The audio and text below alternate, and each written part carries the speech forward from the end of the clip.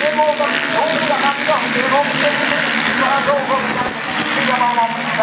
eerste viermaker is ook de met nummer 30, volgens mij Sier van Dekker.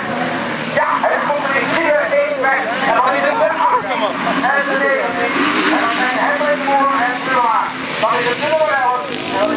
En dan is het de maat in 5 plaatsen. En dan gaan we naar. Maar ik moet er van net niet zeggen hoor. Net de nummer 30. En dan kruist het zelf een klein beetje in elkaar. En dat is natuurlijk ook mooi. Omwille van de weegspanning. Oké, daar is de tweede maat. Hendrik Moer. Dan is de 21 van Jan Niel. Dan de 19 zelf. En we kijken naar groepen achter de stukken. We gaan naar de overkant. Van Dekker staan op de tweede maat. Dat is de 21. Dan die nog op die derde maat die gaan onderweg. Om Hendrik de Moer.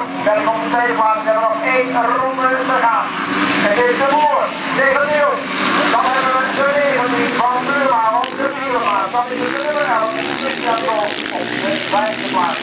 En daarna volgens mij mag het nog niet maar met de 32. Ja.